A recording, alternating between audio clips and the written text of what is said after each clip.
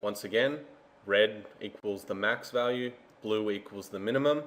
I can explain that to you by simply lowering the max subdivision value to 1, effectively making this whole map go red, because every single pixel has the same max value of 1 sampled. So I don't even need to finish that render. You can see it's all just red. So how do we make the image completely blue? Well, you rid the anti-alias of determining how to use the min and max values. In order to do that, you remove any contrast in the algorithm. So if I increase this to 100, the color threshold, it's what that value is doing is telling V-Ray that don't look for any contrast in the image unless the values are greater than 100. Now, no pixel is going to have a greater value than 100, especially not next to each other. You can see here the values 0.5 and 0. So we've got a difference of 0.5 in pixels. So if we re-render now, we're going to get a completely blue map.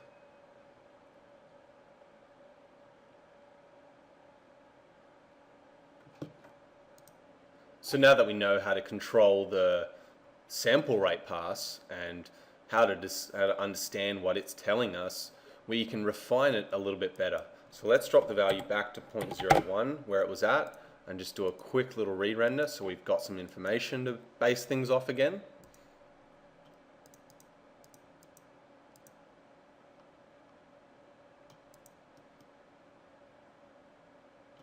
Just pause that, let it finish. Okay, the render's done. So with a render time of 42 seconds, how do we get it lower? Well, you can't see it with the naked eye, and only until you've trained yourself to understand what you're meant to be seeing in the sample rate pass, you can't determine what color threshold value to use.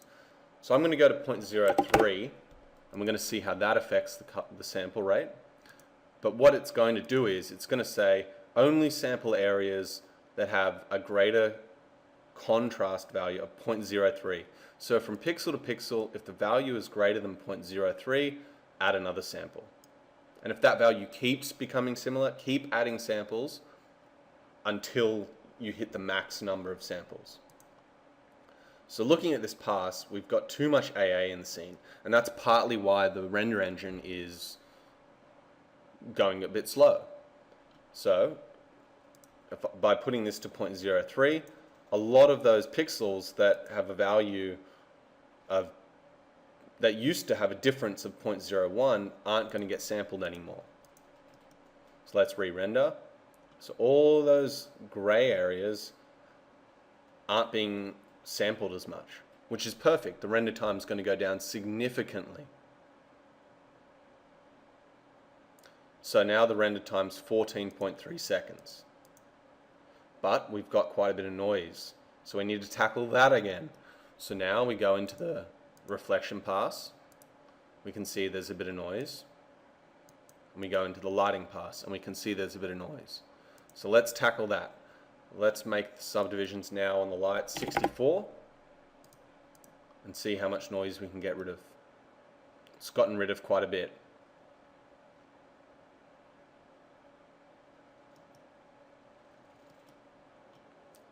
While that's rendering, I'm going to swap to the sample rate, and the AA is doing less and less work, which is perfect. We only want it to work on areas like this. You can see now it's pretty refined. We're still getting max values on areas where it's most needed. So the image still looks very clean, but the lighting is still pretty noisy. So we can effectively go to 128. See if that starts to clear up the noise in the lighting pass. And it does.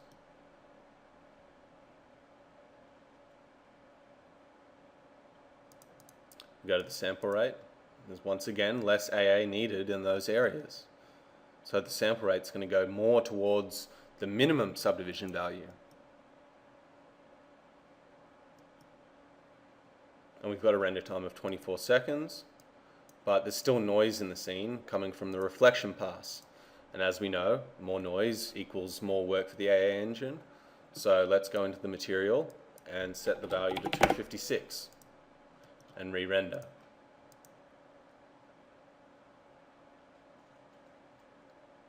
We've smoothed out a bit of that noise.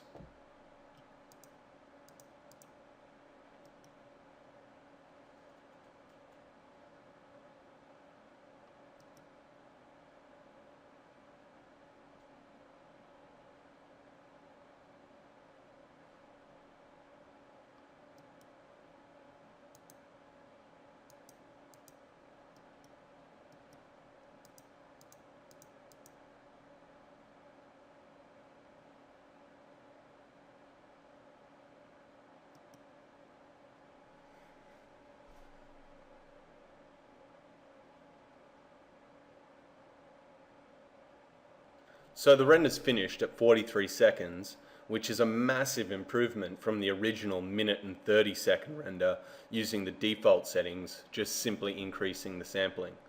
So effectively, we've halved the render time and kept the quality. Now, is there a little bit of extra noise? Yes, there is, but we've halved the render time, and it's not really visible to the naked eye, which is enormous for most people. Now, there's a couple of other things we can do to decrease the render time without even doing anything that requires any skill whatsoever. One of those things is decreasing the render region division. Now, this is a pretty small render. It's 640 by 480. So what you'll notice is on those last render buckets, it's just hanging there. Only one thread on my CPU is utilizing that box. Now, on a small render like this, and for animation, you're better off using much smaller values. Now I'm going to progressively decrease this to show you just how significant you can improve your renders. So let's decrease that to 32 and re-render. I'm just going to pause the render there and open it up when it's done again. Sorry, pause the recording. So the render's done and we just saved 4 seconds simply changing the render division. Now, that's once again pretty big difference in render times. If we go even lower, we can probably cull another couple of seconds off that. So let's go to 16 and re-render. Just going to pause the recording, and we cut another 1.5 seconds off the render. But overall, simply by reducing that render region division down to 16 pixels wide, we've saved 6.5 seconds off the render. If we go down further, you'll probably cull another 0.5 seconds. It's trivial at that point, but the reason why that's happening is, it's just a little trick, is because on those last render buckets, like I said, the CPU is only using one thread to calculate that. In version 3, they've introduced a new system that breaks down the render buckets depending on how many threads are left remaining. So that's not an issue. But if you're going to continue to use 2.4, then it's a good idea to reduce the render region division if the last bucket is taking, more than 10-15 seconds.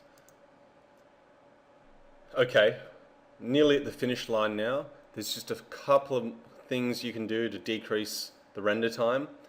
Now at this point we've balanced things pretty finely. Like if we take another look at the sample rate pass, you can see that right on the edges of the textures we're getting the red. We're seeing a few pixels that are needing those 8 samples. But ultimately, to the naked eye, there's not much noise. So we can balance things a little bit more tightly, keeping the same image, and potentially drop the render time like another, I'm guesstimating another 5 to 10 seconds. Now, we need to look through the scene again. Now, all the settings are right here. So at the moment, this reflective material has got 256 subdivisions. So let's take a look at the reflection pass. It's pretty clean. There's not really any noise. So I'm confident I can reduce that to 180 and re-render, and that should drop at a few seconds. I'll just pause the recording and start it up when it's done. So actually it reduced the render time by 10 seconds simply by changing that one value. Now the reason why it didn't make the AA job harder was because dropping the samples from 256 to 180 didn't introduce enough noise to break this contrast threshold. So in the reflection pass, we're getting a bit of noise, but it's not so much in order for the AA to need to sample those areas more. You can still see it's very tightly balanced now. Only a couple of pixels are needing more than one sample in that area, which means it's basically perfectly balanced on the reflection pass. On the lighting pass, there's still a little bit of noise. So we've taken 10 seconds off the render time now, but I'm just going to bump this up to 150 and render again. And we'll just see what happens to the lighting. It just smooths it out a little bit more, but at the sacrifice of probably a couple of seconds render time. So I'll pause the recording. So like expected, we're back up to 30 seconds on the render time, but the lighting is a bit clearer now. We don't have as much noise in the render. So one last thing I'm going to do before introducing GI is lower this color threshold just a little bit more, simply because I'm happy with the amount of AA at the moment, and I think we've probably got a little bit too much. You can see here that these edges are producing quite a lot of green areas. We just want to soften that a bit. So all I've done is reduce that contrast threshold, and that's going to soften off the AA. So we'll just render here, render it again. And you can see we're just softening it off a little bit. And that should pull us back a couple of seconds on render time as well. Just pause the render. So we're back at 26 seconds. We've got very clean AA, very clean noise, and very good render times. So just on the finish line now, you notice I haven't enabled GI yet, so we're going to do that. And let's just leave it at its default of 8 subdivisions and see what happens.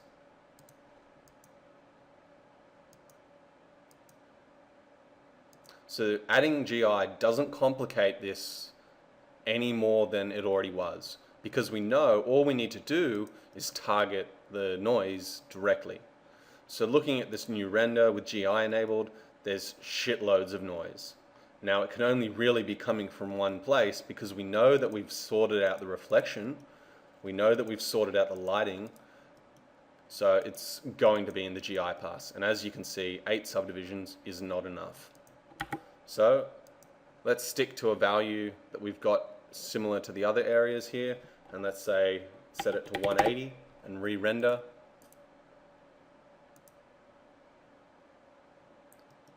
Now the GI pass is much smoother. We look at the beauty, and we've got a nice smooth image.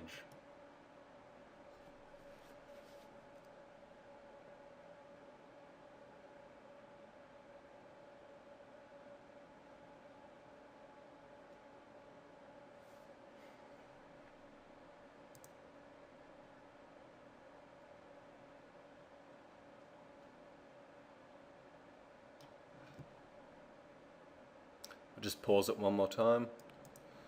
So the funny thing is, we've introduced GI now with high subdivisions, and the image is still noise free, but we're 20 seconds shorter than the render without GI originally.